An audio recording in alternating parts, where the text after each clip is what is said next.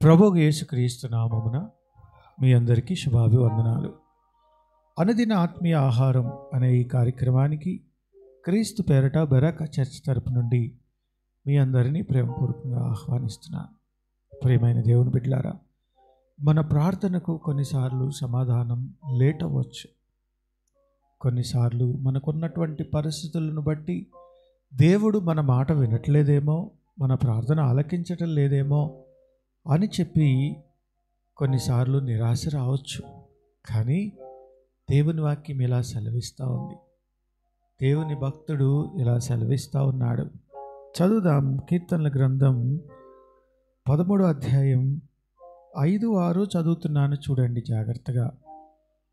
నేనైతే కృపయందు నమ్మిక ఉంచి ఉన్నాను, నీ రక్షణ విషయమై నా హృదయము హర్షించుచున్నది.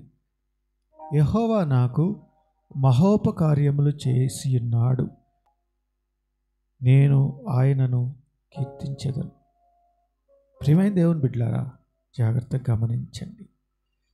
5 వచనాల్లో ప్రభువా నన్ను మర్చిపోయావు, నువ్వు ఎన్నాళ్ళ వరకు మౌనంగా ఉన్నావు, ఎన్ని రోజులు నేను చింతపడాలి, ఎన్ని రోజులు నేను భయాక్రాంతుడై ఉండాలి, ఎన్ని రోజులు నా శత్రువులు నాకంటే హెచ్చించి ఉన్నారు అని చెప్పి భక్తుడు బాధపడుతూ ఉన్నాడు.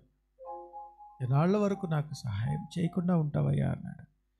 కానీ దేవుని ప్రార్థించినందున, దేవునితో మాట్లాడినందున, దేవుని వైపు చూసినందున, దేవుడిచ్చినటువంటి గొప్ప నిరీక్షణను బట్టి మరలా ఆయన ఈ మాట చెప్తా ఉన్నాడు. నేనైతే నీ కృపయందు నమ్మిక ఉంచి ఉన్నాను, నీ రక్షణ విషయమై నా హృదయము హర్షించుచున్నది. గొప్ప దేవా కదండి.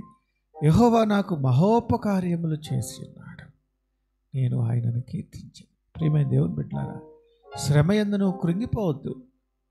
నీ దేవుడు నీ ప్రార్థన ఆలకించటం లేదు అని నువ్వు దిగులు పడద్దు, విచారపడద్దు. ఇప్పటికే దేవుడు నీ జీవితంలో ఎన్నో మహోపకార్యములు చేసి ఉన్నాడు.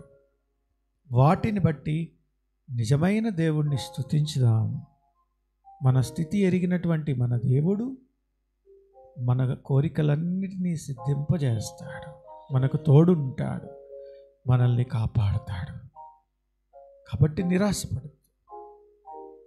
ప్రస్తుతం ఉన్న పరిస్థితుల్లో, ప్రస్తుతం వచ్చేటువంటి డిలేడ్ ఆన్సర్స్లో డోంట్ బి అఫ్రైడ్, భయపడద్దు, దిగులు పడద్దు, విచారపడద్దు. దేవుడు నిన్ను కాపాడుతాడు. అటువంటి గొప్ప కృప మన దేవుడు మనందరికీ తోడుగా ఉండి నడిపించునుగాక.